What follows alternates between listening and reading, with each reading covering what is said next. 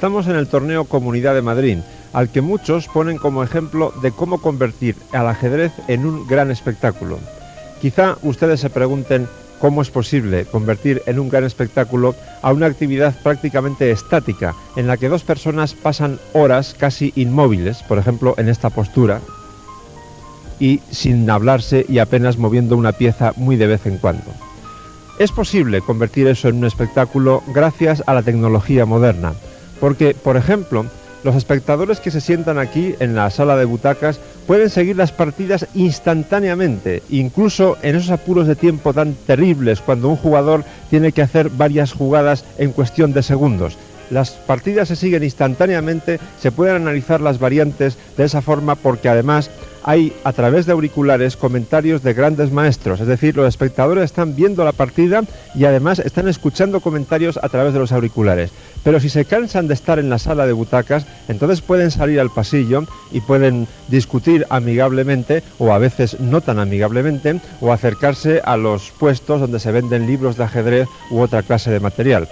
Ahora bien, la pregunta es, ¿con todos estos elementos puede ser el ajedrez un espectáculo tan atractivo como por ejemplo el tenis?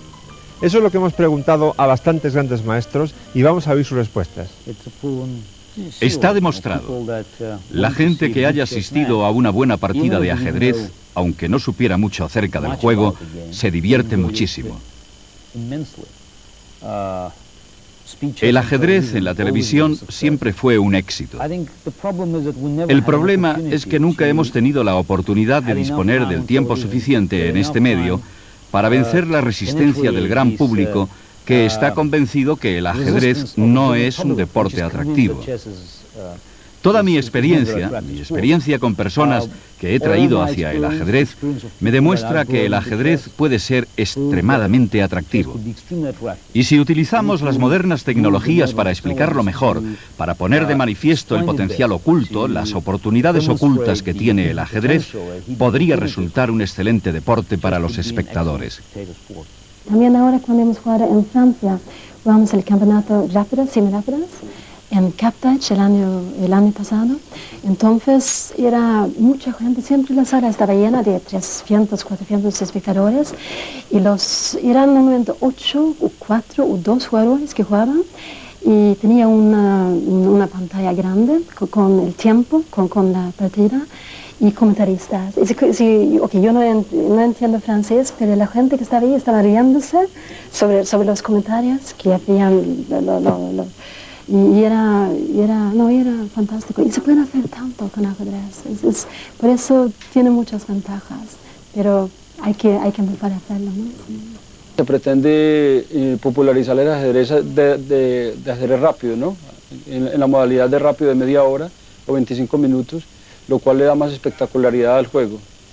Yo pienso que de todas maneras esto es muy bueno, pero desde el punto de vista artístico le quita mucho peso al ajedrez, porque el ajedrez como ciencia y como arte necesita más tiempo, más concentración, más meditación. Un aficionado tiene que tener un cierto nivel para entender el juego, y el tenis es bastante más fácil y el fútbol. Además, otro problema es que en el ajedrez no se puede gritar durante la partida. El público no puede gritar, y en el fútbol o en los otros deportes, o sea, mucha gente va al estadio para gritar y liberar su energía negativa durante la partida o el partido. Y en el ajedrez eso es imposible.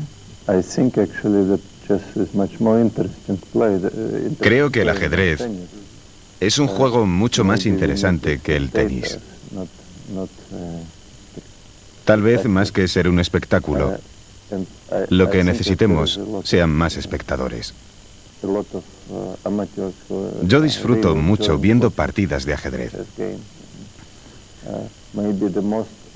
Lo más impresionante que he visto en el deporte fue en unas imágenes fantásticas de la televisión española sobre Sevilla. Una partida. Fue algo muy intenso.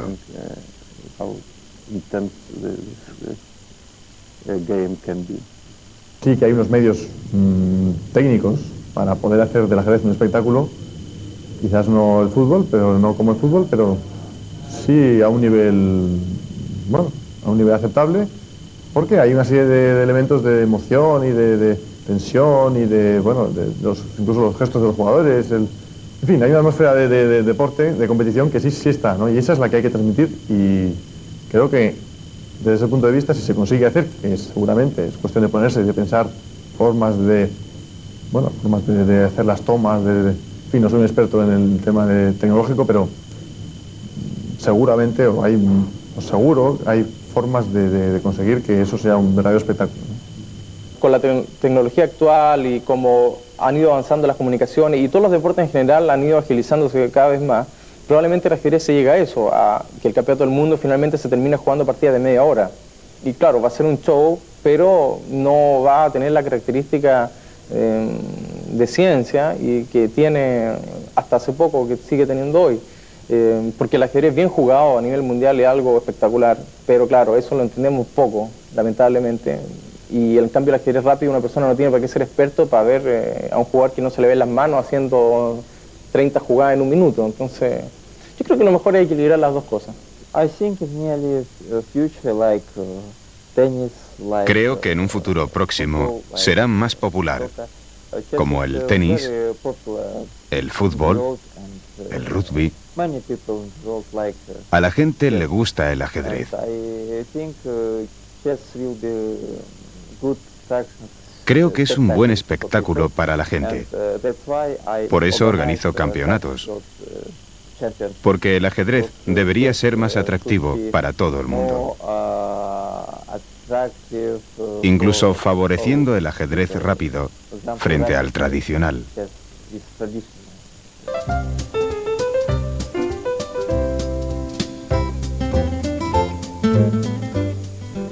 Como vimos al estudiar los finales de caballo, hasta las posiciones más áridas pueden esconder grandes dosis de belleza. Ahora vamos a ver un ejemplo precioso, debido a la desbordante imaginación de Troitsky, uno de los compositores de estudios más ilustres de la historia del ajedrez. Es un final de alfil y peón contra alfil y peón. Parece claro que las blancas, que van hacia arriba, tienen una clara ventaja, porque además les toca mover. Lógicamente, la primera jugada va a ser A6.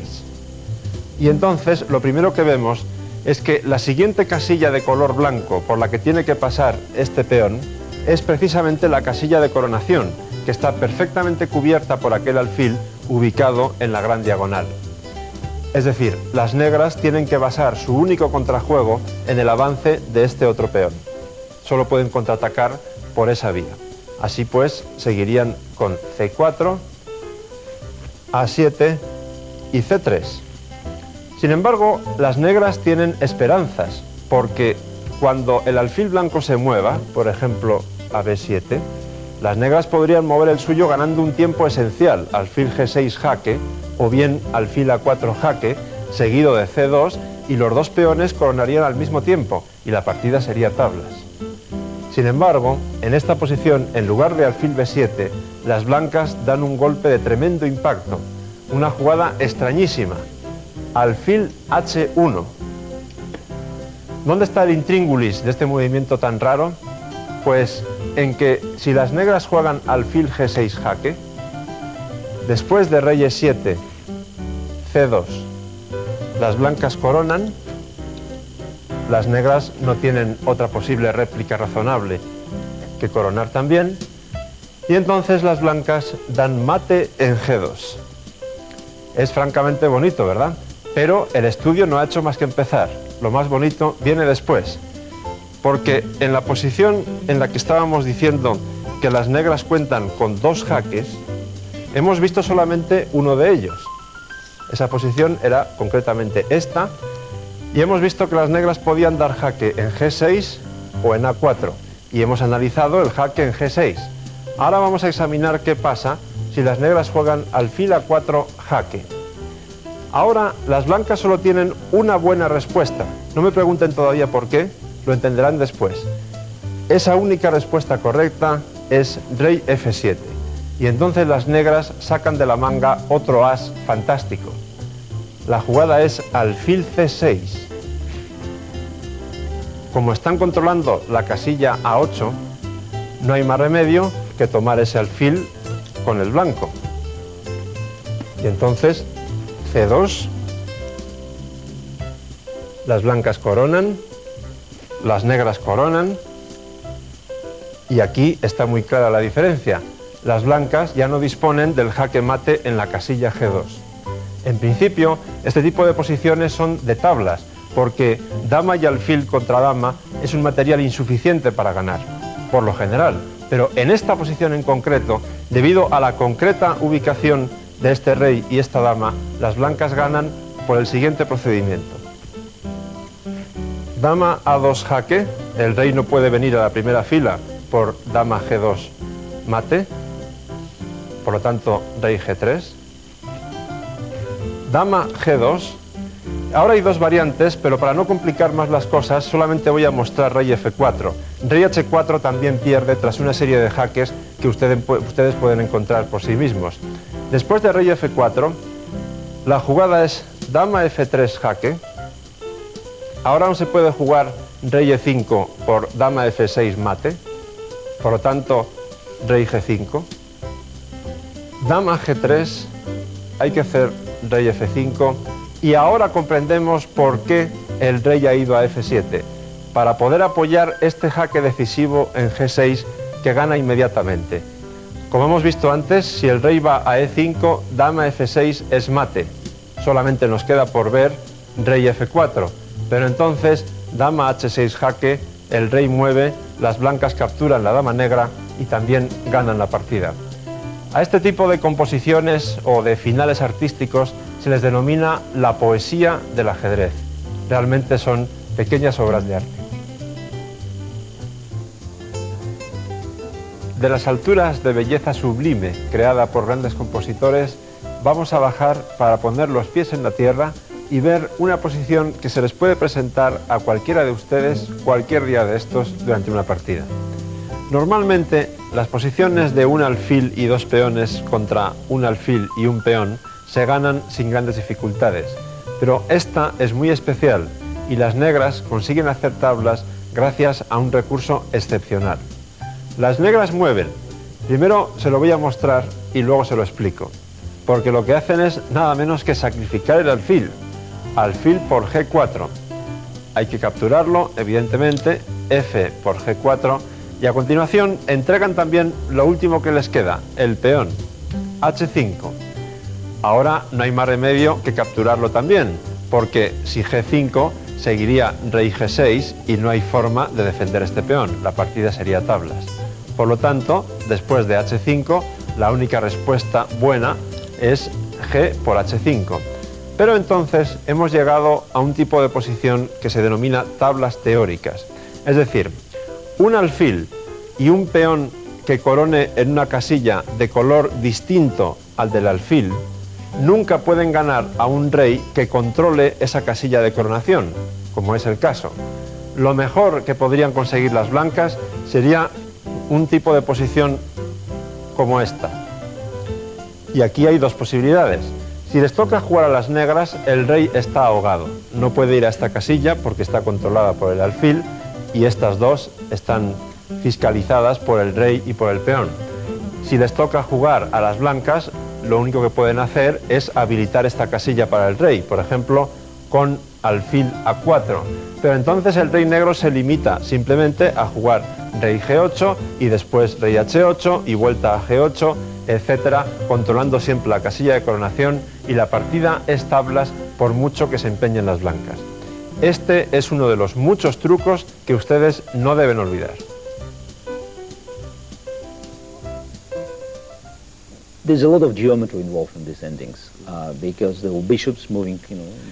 Hay mucha geometría en estos finales, porque los alfiles del mismo color están en la misma diagonal.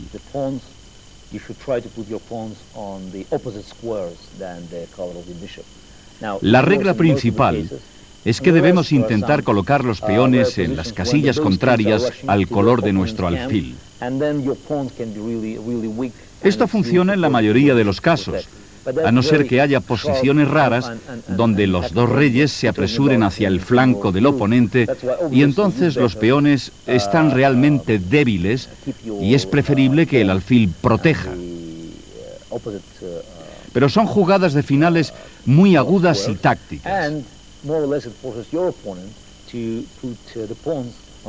Y lo mejor es conservar los peones en las casillas del color contrario y forzar al oponente a poner los peones en las del mismo color, lo que permite a nuestro alfil atacar a los peones.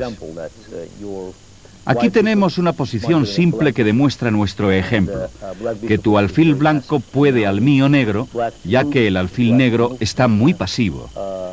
Y ahora moverían las negras. Cualquier alfil mueve, el último peón se pierde, el rey mueve y va allí. Si mueven las blancas, también hay la posibilidad de ganar trayendo al alfil a este lado. Entonces podemos intentar maniobrar. El único movimiento es C8 y luego desde aquí traemos al alfil, lo movemos por ese lado y podría perder las negras, a no ser que las negras tengan la oportunidad de empezar a defender a los peones desde aquí.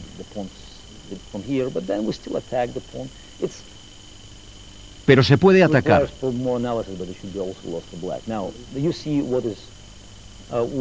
Esto requiere analizar cómo pierde la negra. Y este es uno de los grandes peligros al añadir dos debilidades. Dos debilidades te traen problemas. Y si estás defendiendo la primera, la segunda debilidad es la forma de no ganar la partida. No hay mucho más que aprender acerca de estos finales, pero hay algo más que conviene recordar. Si tienes un peón, el A o H, entonces siempre hay una posibilidad si el alfil es del color equivocado. No se podría progresar porque siempre habría que sacrificar al alfil por el peón y arreglarse con un rey que se moviera hacia allí. Eso es algo que hay que recordar, pero se trata más bien de una excepción.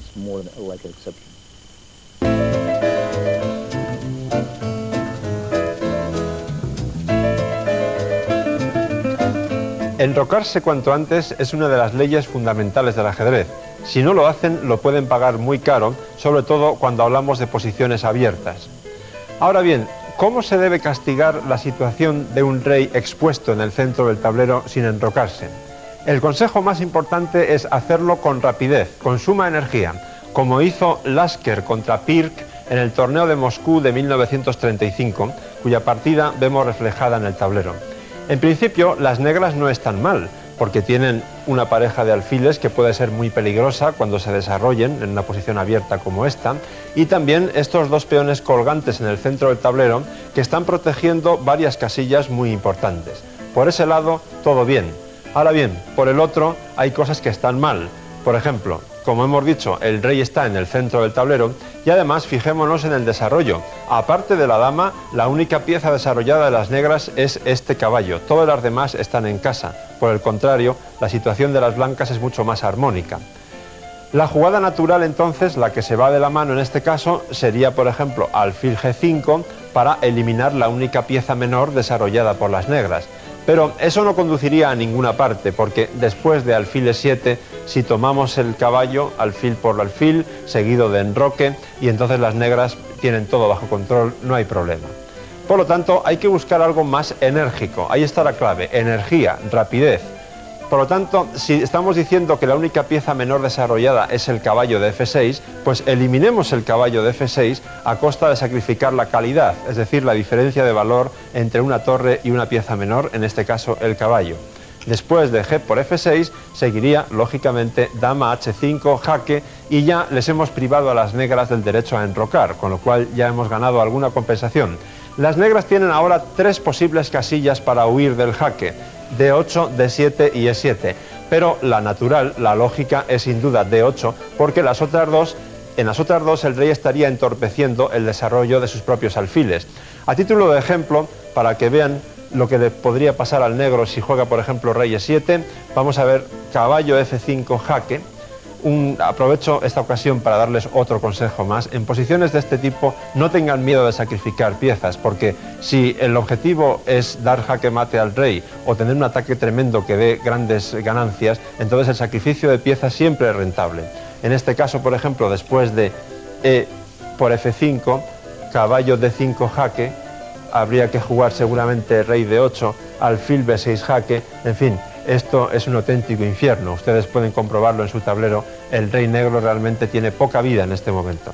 Así que volvamos hacia atrás para ver qué hubiera pasado si las negras hacen la jugada natural, es decir, si después de recibir el jaque en H5 se van con su rey a D8.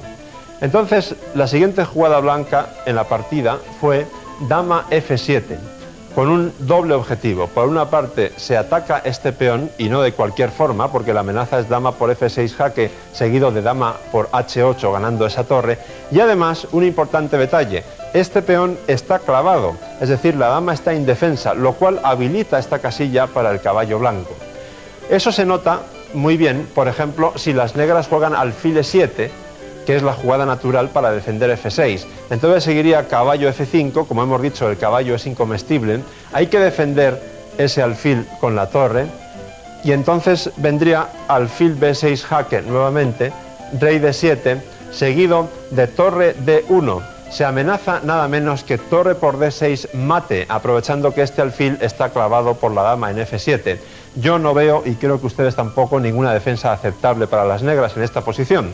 Por lo tanto, vamos a volver atrás y vamos a ver qué pasa si las negras hacen aquellas jugadas más resistentes, las que defienden mejor la posición. Estábamos en dama F7 y les toca jugar a las negras. En lugar de alfil E7, Pirc profundizó en la posición y encontró un pequeño truco. Ese truco fue alfil D7. La idea está en, por supuesto, sacrificar esa torre de H8, dama por F6 jaque, entonces rey C7 y dama por H8.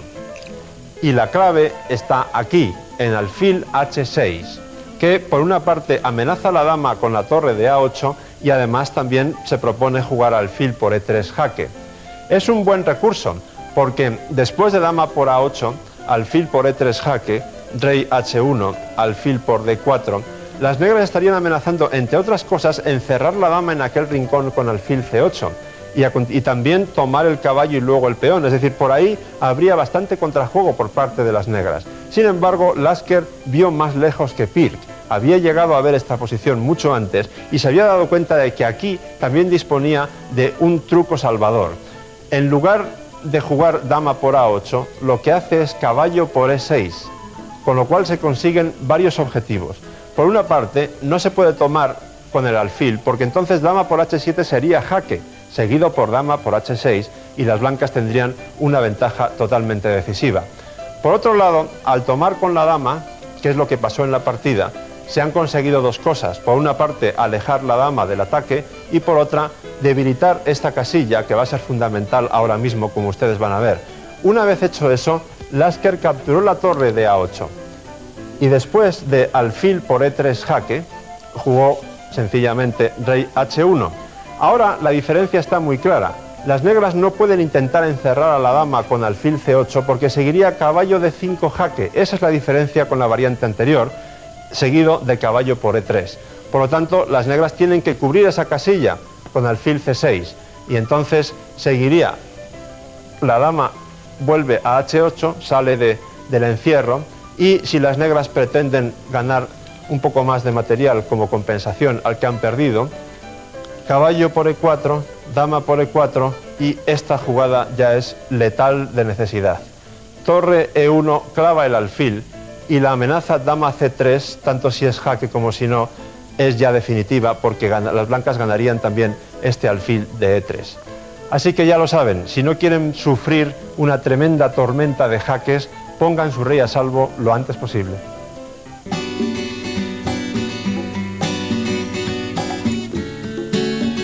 Si el arte es básicamente la creación de belleza, entonces el ajedrez de alto nivel es sin duda un arte, porque los aficionados, al ver una partida muy brillante, muy bella, sienten una sensación muy similar a la de un amante de la pintura al contemplar, por ejemplo, la Capilla Sixtina de Miguel Ángel.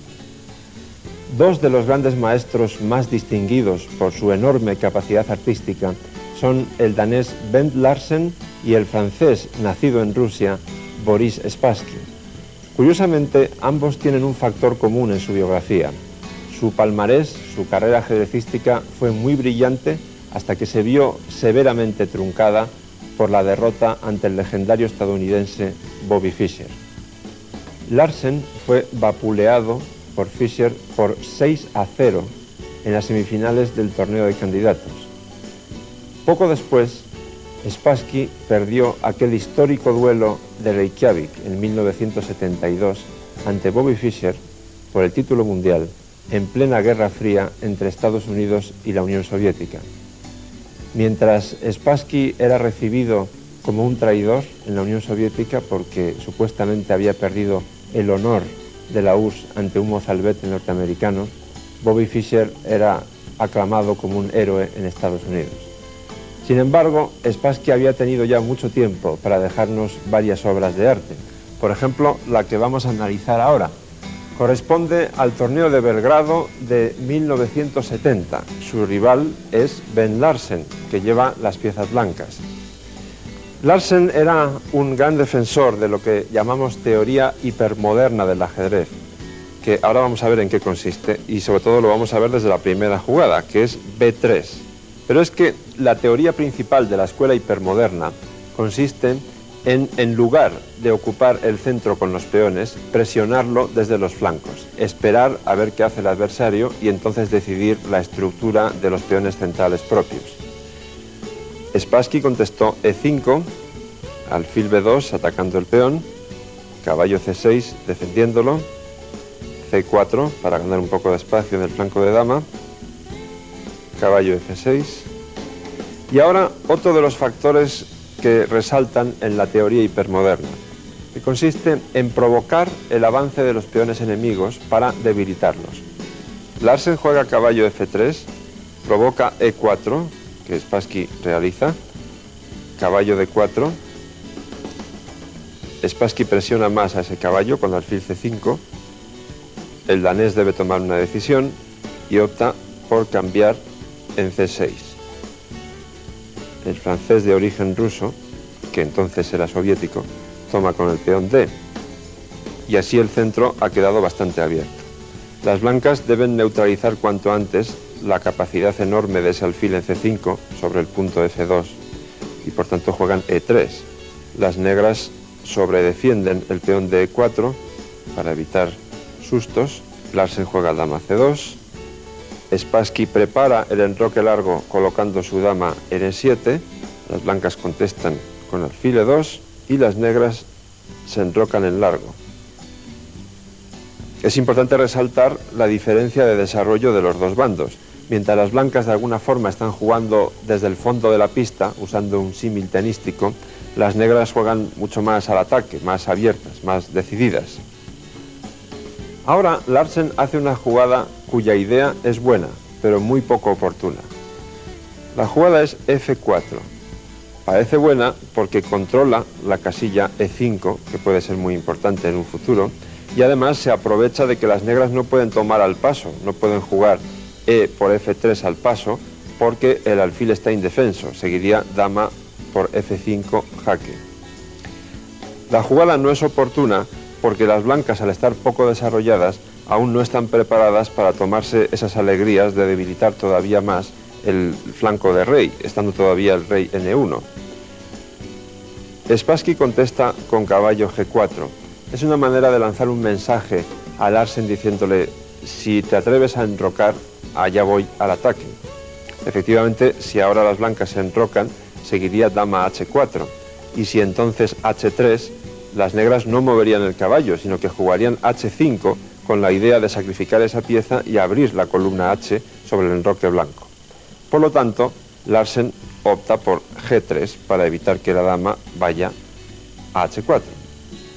Las negras continúan con la misma idea, H5, e insisten en el mensaje: no se te ocurra enrocarte porque voy con todo. Larsen dice: bueno, no hay problema, primero le echo al caballo y luego ya veremos qué hago con mi rey. Pero aquí empieza el Festival Sinfónico de Spassky, el festival artístico del que luego fue campeón del mundo, que juega H4, no haciendo caso a la amenaza sobre el caballo. Larsen lo captura y ahora se ve la idea de las negras claramente. Spassky toma en G3, entregando incluso más material, porque lo que quiere es abrir la posición en el flanco de rey a toda costa para poder atacar al débil rey blanco.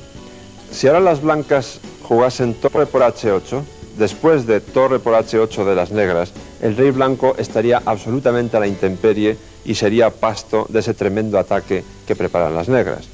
Por lo tanto, Larsen elude cambiar las torres, tampoco quiere comerse el alfil porque se da cuenta de que está en peligro y elige torre G1, manteniendo esa torre para defender al rey blanco y presionando a ese peligroso y punzante peón en G3. Pero entonces Spassky continúa con su sinfonía artística y da este brillantísimo golpe en H1. Torre H1, una jugada que a muchos de nosotros nos costaría años encontrar seguramente. Larsen no tiene mucho más que tomar esa torre y entonces eso permite que este modesto peón llegue hasta su séptima fila, la segunda de las blancas, y además abra la diagonal que va de H4 a E1 para atacar al rey blanco con la dama. Si ahora, por ejemplo, torre G1, que sería la jugada natural, seguiría dama H4 jaque, rey D1, dama H1 y las blancas están perdidas. Esa entrada de la dama sería mortal. Así que Larsen busca una solución muy imaginativa y juega torre F1, con la idea de que si bien está regalando esa torre, a cambio va a desaparecer de una vez ese incordiante peón que está ahora en G2. Sin embargo, Spassky no hace caso de ese regalo, o al menos no de momento. Primero da el jaque en H4, hay que jugar rey D1, no hay otra posibilidad, y solo entonces toma la torre en F1, y en ese momento Larsen se da cuenta de que está completamente perdido y abandona, porque si alfil por dama, seguiría alfil por G4 jaque, hay que jugar rey C1, dama E1 jaque, no hay otra más que dama D1 y dama por D1 mate. Si alguno de ustedes tenía alguna duda sobre que el ajedrez es o no es un arte, espero que esta partida haya contribuido a despejar.